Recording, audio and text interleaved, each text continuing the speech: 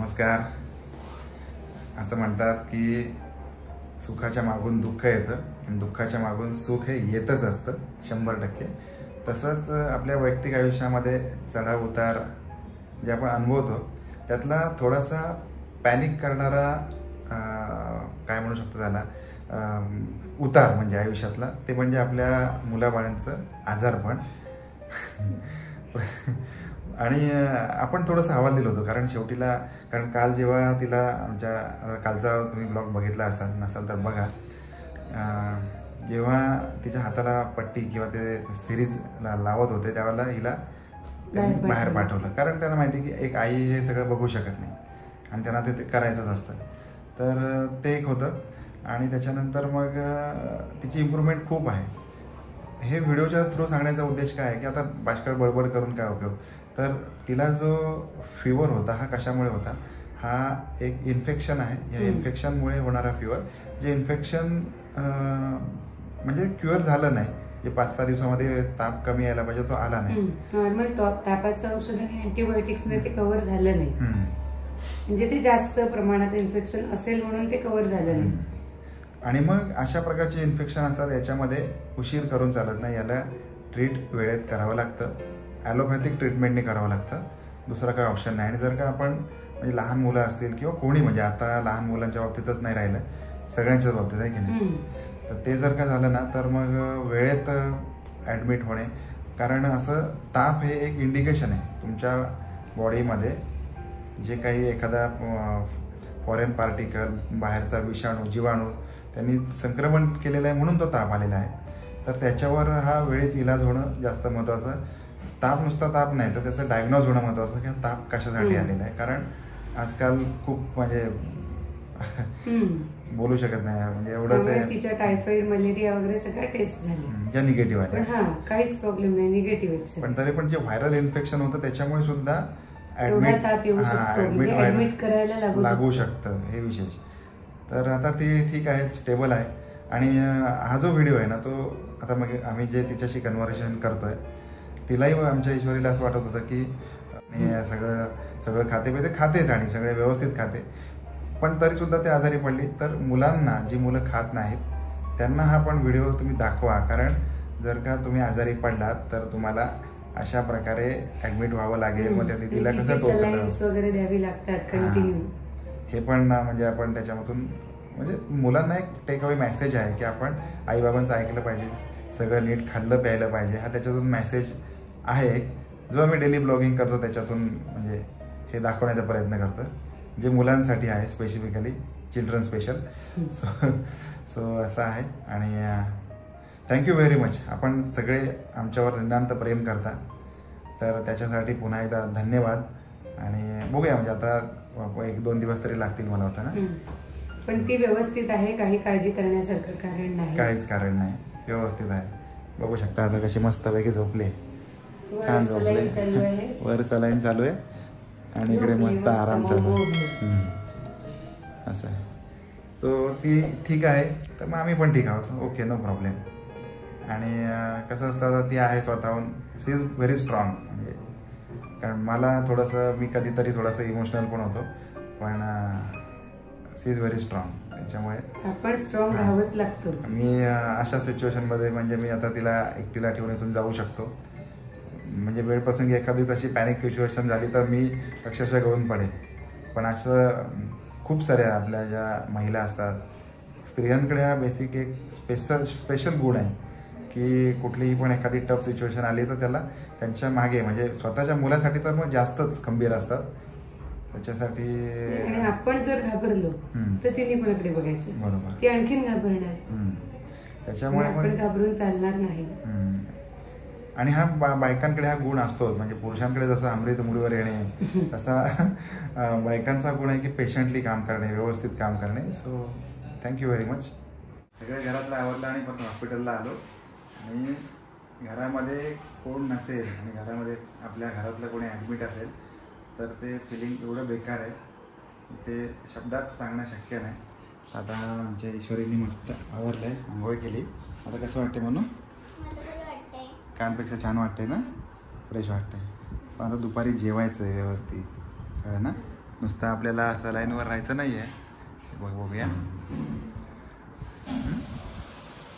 है ना, जेवणार ना तरच पटकन बरं होऊ आपण, नाही तर मग वेळ लागतो ना. आणि बघ औषधं तुझी किती आहेत, बापरे.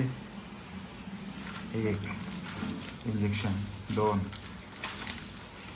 3 4 5 6 7 8 आणि हे किती आहे नॅब्युलायझर आणि हे ऑइल्स असेच आहेत. या 1 2 3 4 आणि परत काय आहे, वॉटर आहे आणि परत हे मेडिसिन आहे. अजून परत हे पण मेडिसिन द्यायचे तिला, चालू करायचे आता. एवढं सगळं मेडिसिन आहे. तर सगळ्या छोट्या मुलांना काय सांगशील, काय सांगशील तुझ्यासारख्या? हां,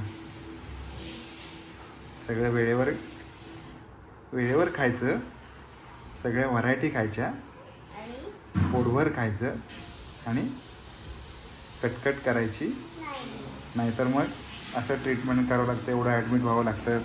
मग सिस्टर सारखं येतात आणि हाताला असं हे करतात, बांधून ठेवतात है ना. 2-3 दिवस 4 दिवस 5 दिवस सलाईन लावावं लागतं. सो हे सगळं करण्यापेक्षा मग काय चांगलं आहे, घरी सगळं खाणं पिणं व्यवस्थित, आईबाबांचं ऐकणं आहे ना. हे सांगशील ना का अजून काय वेगळे मेसेज आहे तुला सगळ्या तुझ्यासारख्या मुलांसाठी? नाही ना. Okay, thank you very much. आता मस्त रेस्ट करा. चांगलं आहे ना, चव चांगली आहे ना.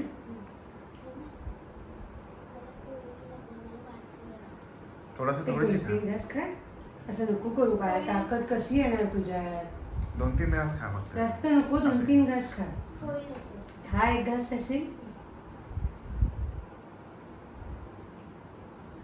हे घ्यायच्यात ठेव. ते दाटली दे इकडे.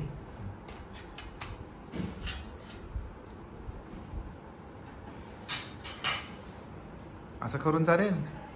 मगाशी आपण मेसेज काय दिला सगळ्यांसाठी? तेच ना. आणि ताकद कशी येणार एवढं खाऊन? मेसेज काय दिला सगळ्यांसाठी? हां ठीक आहे. एवढा भात खाशील ना सगळा, आमटी भात? तुला काय आतून त्रास होतोय का? कसं तरी होतंय का? उलटी आल्यासारखं होतंय का? बरं ठीक आहे. पण भात एवढा व्यवस्थित जेवायचा.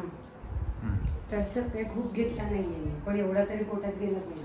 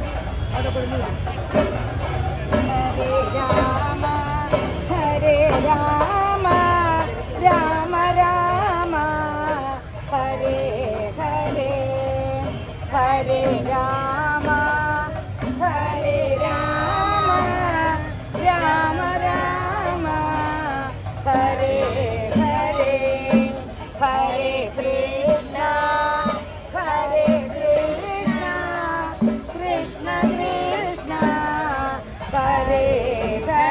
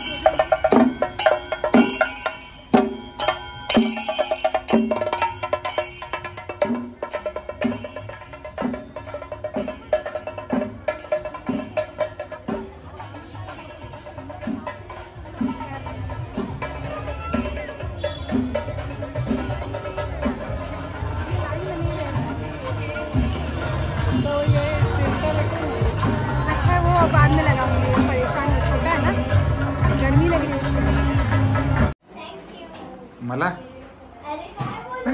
तुला भेटायला कोण आलंय? ये 2.5 किलो का हाथ है।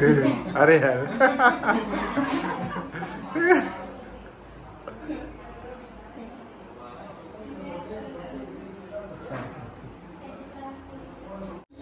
माणसाला त्याच्या आपल्या माणसांसाठी जर का वेळ मिळत नसेल, वेळ देता येत नसेल, नोकरी आहे, काही कामधंदा असेल, तर त्या कशालाच काही अर्थ नाही. आता मी ही गोष्ट खूप जवळून रिलेट केली, कारण तुम्ही बघता आता 2-3 दिवस झाले आमची ईश्वरी आजारी पडली, तिचं ॲडमिशन म्हणजे हॉस्पिटलचं ॲडमिशन आणि मग सगळ्याच गोष्टी होत्या. पण या सगळ्यांमध्ये एकच दिवस मी तिच्यासोबत थांबू शकलो, त्याच्यानंतर मला ऑफिसला जावं लागलं. आणि म्हणजे एखादा बिझनेसमॅन जरी असेल ना, तरी पण त्याला हाच प्रॉब्लेम असेल की त्याला त्याचं शॉप उघडावं लागेल वगैरे. तर आता ते ठीक आहे. म्हणू how are you feeling now? Okay ना? छान आहे ना आता? बरं वाटतंय तुला आता? आणि ही ईश्वरीची याची दहीहंडी सगळे लोक एन्जॉय करतात. आणि हे यांची दहीहंडी बघा कुठे चालू आहे. हे बघा. हो ते दुखणारच ना. बघू दाखव. नको दुखणं असते. असा फोन येत आहेत सारखे आम्हाला. आता तिच्या मावशीचा फोन आहे चौकशीसाठी. आणि बघा काय असतं, सर्वसामान्य माणूस त्याच्या आयुष्यात हे प्रॉब्लेम येणारच असतात. हो बघा ती बोलत हो. आणि तिला आता कसं हवं सांग मला सांग. इथे चोळायचं आहे मग इथे बरोबर. थांब आलो मी. थांब करत होतीस तू? कुठे दुखत होतं दाखव बघू. 2-3 दिवस झाले म्हणून दुखतंय ते, कळलं ना तुला? जायचं आपल्याला घरी है ना. आता जास्त वेळ झाला ना तरी ते सूज येते, त्याच्यामुळे दुखतं ते बाळा, कळलं? बस जरा तुला एवढं हवं आहे अजून? नको? ओके आम्ही घालतो. थांब झोप आता, आराम कर. ओके असं आहे, कारण तिचा हाताला 2 दिवस झाले ते आता सुई टोचली, त्याच्यामुळे तिला दुखत आहे. 3 दिवस झाले, 3 दिवस. पण ठीक आहे, इथं प्रोसेस आहे, प्रोसेसचा भाग आहे, त्याच्यामुळे ते दुखणार. तिला समजवलं आहे, त्याला ऑइंटमेंट पण दिलं आहे त्याने. आणि she will be fine soon. Bye bye.